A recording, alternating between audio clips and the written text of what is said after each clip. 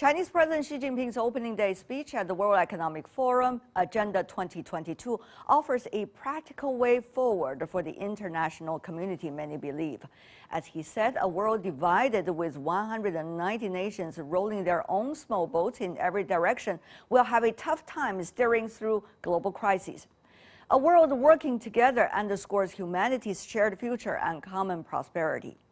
Over the years, at the World Economic Forum in Davos, we've listened to Chinese leaders and diverse voices who push for better, more equitable global governance and sustainable growth. Ivey, the World Economic Forum Beijing Representative Officer, is a young, dynamic, and passionate team leader who does not shy away from her mission to promote crucial change for a global reboot. Let's hear her words. Tell me more about your global risk report. I know there are several areas that the World Economic Forum, together with members, categorize as the most important priorities for the world. Tell me, how does that going to have an impact on your agenda in China? The 2022 Global Risks Report highlighted risks across 3 time horizons: short term, between now and the next 2 years, medium term, between 2 and 5 years, and long-term risks, which are really 5 to 10 years in the future. And across all 3 time horizons, we really saw that climate action failure, as well as extreme weather events, featured in the top 3, both in the short term, the medium term, and the long term. So what that really means for leaders today is that immediate action is of course needed, but also a longer-term strategy is required. What kind of long-term strategy is the World Economic Forum thinking about with its members? So in the long term, we're looking not only at climate action in the sense of reducing carbon emissions, but also biodiversity protection and enhancement as a way of ensuring that we're going to build a more holistically sustainable environment and not just one that is doing less harm from a human or industrial perspective. And many really wonder how much common ground of energy and efforts will countries really put into to solve some of the problems you just mentioned. Well, as I mentioned before, among the short-term risks, of course, environmental-related risks like climate action failure are very heavily reflected, but so are societal risks such as social cohesion and also livelihood impacts, as well as debt crises due to facing the COVID-19 pandemic. So I think what is clear in the World Economic Forum's approach to addressing risks is that environmental challenges and economic challenges have to be addressed simultaneously with social issues. So how is the World Economic Forum going to help to further establish and stabilizing and probably even bring more innovation to that platform between China and the rest of the world?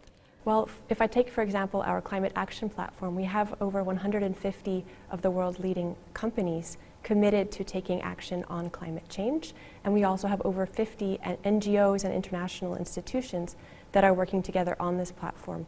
We very much want to leverage the cases that are being successful in different countries, in different industries, and really combine them with what is working well in China.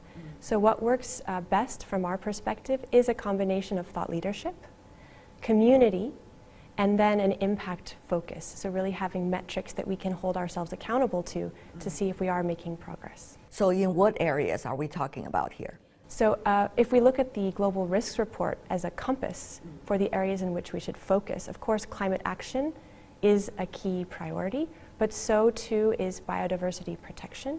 So one report which will be released today is actually looking at the new nature economy. Specifically from a China perspective, what is the contribution of nature and biodiversity to China's economy? And that's not only in terms of raw materials or in terms of GDP, but really looking at people's livelihoods. So this is a great example where we've taken an issue such as environmental protection, but really looked at it from different lenses, be they economic policy or be they really what companies can do to reskill their workforces to promote biodiversity and nature-based jobs in their supply chains. Now, one could argue is the most complicated time among all the years that World Economic Forum has been in China. So how do you see, Rebecca, your agenda? We are talking about the Agenda 2022. My background is really in the humanities. So what has driven my career in the World Economic Forum over the past 12 years has actually been the desire to really incorporate different perspectives, different values, and also a learning from history to look to the future. And that has been part of my story here in the forum. I can think back actually to the last annual meeting we held in 2020 in Davos. And one of the discussions there that I found most fascinating was a conversation between Yuval Harari, who is a very noted technology historian and philosopher. He's really looking at the ethics and values of technology in the future. And rather than having him speaking in an academic panel, we brought him together with Ren Zhengfei from Huawei to really have a discussion without borders of industry or government or politics to really explore what does technology mean for our societies. So this is the kind of background that has driven me at the World Economic Forum to really bring different voices together.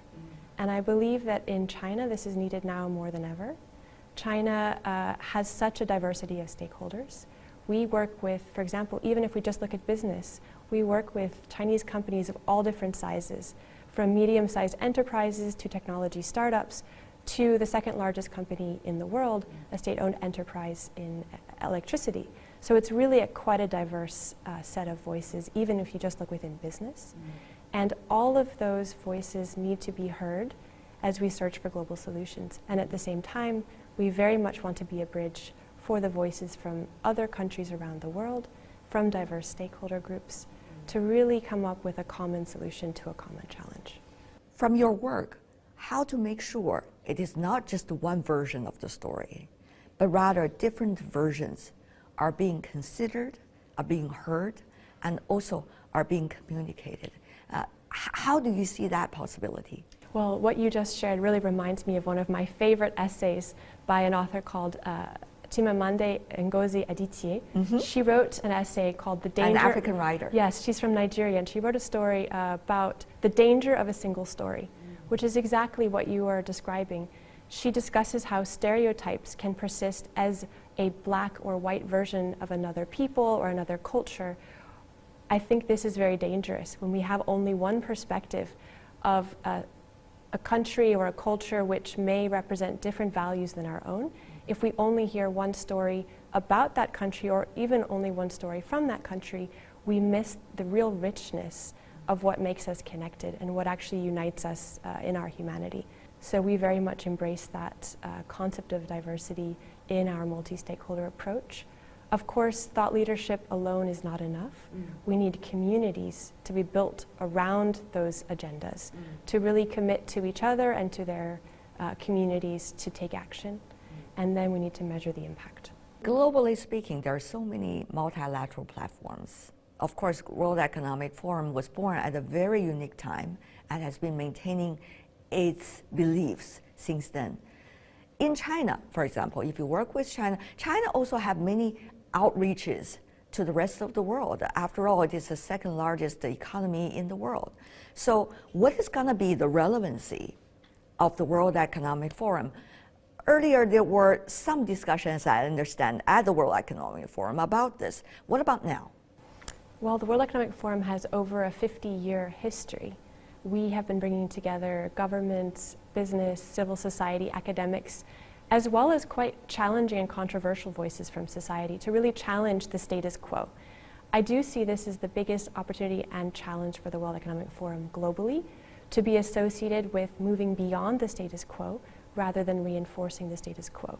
So this is where tapping into not only our core communities of business and government leaders, but really looking at media voices such as yourself, at civil society and at young global leaders to really look beyond the present day and to question and to really challenge ourselves what could be possible. This, I think, is a true value of the World Economic Forum, even compared to some of the other multilateral platforms you mentioned. And I think this is really a unique differentiating factor for the World Economic Forum.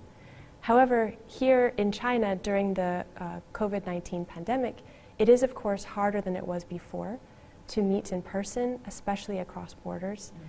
So it's difficult sometimes to keep our heads up and look at the horizon when the uncertainty is so great in the short term. So I do believe that the World Economic Forum is invested in the long term.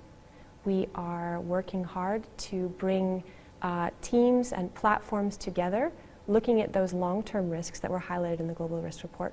We plan to build out these competencies in China and really to, again, ensure that for the long term, Chinese voices, Chinese stakeholders are part of the global conversation, and vice versa, that they also have access to really the latest discussions and latest insights that are coming from different regions around the world.